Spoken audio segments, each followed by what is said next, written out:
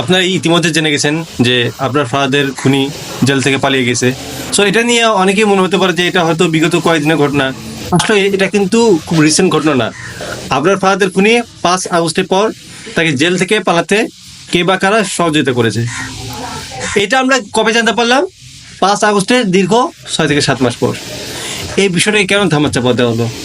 আর সবচেয়ে বড় যে বিষয়টা, যে একজন খুনি সে কন্ডেম সেল থেকে কিভাবে পালিয়ে যায়। আপনি একটা জিনিস চিন্তা করুন যে একটা দেশে আইন শৃঙ্খলা বাহিনী কতটা ভঙ্গুর হলে, কতটা অবনতি হলে যে সে জেল থেকে পালিয়ে যায়, তাকে জেল থেকে পালিয়ে যেতে সহযোগিতা করা হয়। তাহলে আপনার জিনিস চিন্তা করে দেখুন, একজন খুনি, চাক্ষুষ খুনি, তাকে জেল থেকে পালাতে সাহায্য করা হয়েছে। তাহলে এখন যারা ধর্ষক, যারা বিভিন্ন মামলার মাধ্যমে আওয়ামী লীগ বাকশালীদের যারা জুলাই গণঅভ্যুত্থান হত্যাকারী, তাদেরকে ধরা হয়েছে। কত জনকে যে এই টাকার বিনিময়ে জেল থেকে ছেড়ে দেওয়া হচ্ছে। সবথেকে রিসেন্ট ঘটনা এই যে অপারেশন ডেভিল হান্টার নামে যে 6,000 7,000 এবার এতগুলো যে ধরতেছে, বাস্তব ঘটনা এটা পুরোপুরি বাকওয়াজ। যতগুলো ধরতেছে না, তার থেকে আর বেশি জনকে ছেড়ে দেওয়া হচ্ছে শুধুমাত্র এই টাকার বিনিময়ে, আন্ডার দ্য টেবল। এই স্বরাষ্ট্র উপদেষ্টা আর এই আইন উপদেষ্টা, এরা তো পুরোপুরি অন্তর্বর্তী সরকারকে একদম ব্যর্থ প্রমাণিত করছে, এবং এদের টার্গেট ছিল এটাই যে এই সরকারকে ব্যর্থটা করে দেখাতে হবে। এবং তারা হাজার হাজার কোটি টাকা লোপাটের মাধ্যমে তারা আন্ডার দ্য টেবল এই নিয়ম অনুসারে তারা এই অপরাধীগুলোকে ছেড়ে দিচ্ছে। আপনারা দেখেন না যে এখন আওয়ামী লীগেরা সুযোগ পেলে এখনো সমন্বয়ক উপর হামলা চালায়, শিক্ষার্থীদের উপর হামলা চালায়। আবার আপনারা এটাও দেখছেন যে ছাত্রলীগের একজন নেতাকে, সম্ভবত ঢাকা বিশ্ববিদ্যালয়ে, তাকে ধরা হয়েছে, গ্রেপ্তার দেখানো হয়েছে, কিন্তু যখন যুক্তরাষ্ট্রে আমরা ইউনুস বিরোধী স্লোগান দেখি, তখন দেখি যে সে একটা লোক গ্রেপ্তার করেছে, তাকে কি, কেন, কিভাবে সে জেল থেকে ছাড়া পেলো এবং তাকে কিভাবে যুক্তরাষ্ট্রে বাড়ি জমানো হলো। আপনারা চিন্তা করে দেখছেন যে পুলিশ প্রশাসন কতটা এটা জঘন্য, কতটা কালপ্রিট এটা এখনোই, যে এদেরকে তো জেল থেকে ছেড়ে দেওয়া হয়েছে, বরং জেলখানা থেকে যেন এরা সসম্মানে বিদেশে যেতে পারে সেই ব্যবস্থা তারা করে রেখেছে। তাহলে চিন্তা করে দেখুন যে আসলে এগুলো তো মনে করেন দু একটা ঘটনা, কিন্তু এরকম যে কত হাজার হাজার ঘটনা ঘটেছে প্রত্যেকটা দিন আমরা কেউ যাই না।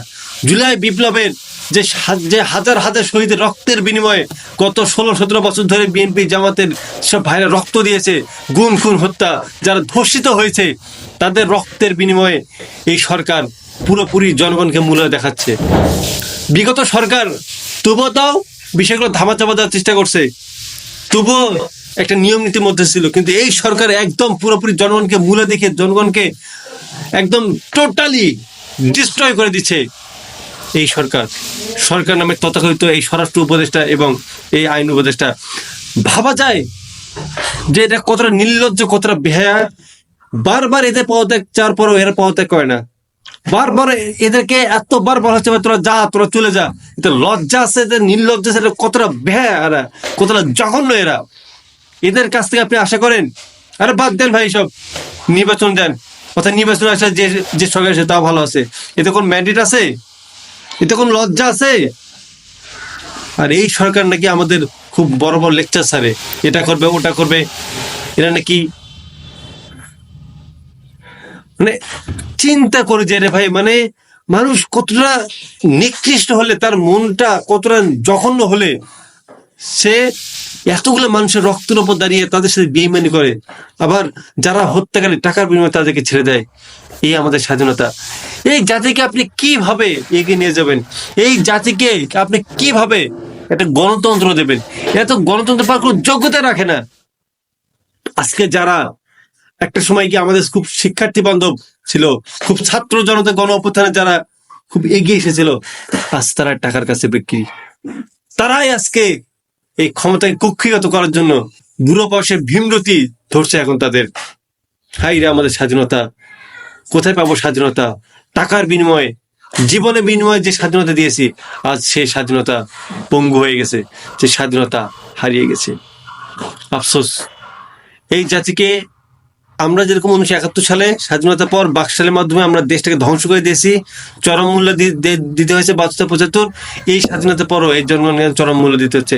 এখনো গুম খুন হতে চাতে কত কি ঘটতেছে, অথচ এই সরকার পুরোপুরি ব্যর্থ। আপনি কি বলবেন তাকে? এই আইন শৃঙ্খলা বাহিনীকে আপনি কি আশা করেন? সেনাবাহিনীকে ম্যাজিস্ট্রেসি পাওয়ার দেওয়া হয়েছে, সে একটা দেশের আইন শৃঙ্খলা ঠিক করতে পারে না। এই সেনাবাহিনীকে আপনি গর্ব করেন? এই সেনাবাহিনী 4 আগস্টে 17 জুলাই থেকে 4 আগস্ট পর্যন্ত জনগণের বিরুদ্ধে ছিল। যখন বুঝতে পারছে যে সরকার টিকবে না, সরকার পারবে, তখন এই সেনাবাহিনী উল্টে করে এখন জনগণের পক্ষে দাঁড়াচ্ছে। এই সেনাবাহিনী জনগণের উপর কি গুলি চালায়নি? এই বিজেপি কি জনগণের উপর গুলি চালায়নি? তাদের বিচার হচ্ছে না। পুলিশের বিচার হচ্ছে না। আর কে আওয়ামী লীগ ধরে না, তার সবে ওপেন। এই হচ্ছে আমাদের কি একটা অবস্থা। জনগণকে আর কত রক্ত দেবে? জনগণের সাথে প্রতারণার মাধ্যমে এই আইন শৃঙ্খলা বাহিনী এখনো ঠিক আছে। এই ফ্যাসিবাদীরা এখনো বুকে বুক রেখে, চোখে চোখ রেখে তারা এখনো কথা বলে যাচ্ছে। এটা লজ্জাজনক আমাদের জন্য। এখন ভবিষ্যতে কি হবে সেটা আপনি চিন্তা করুন।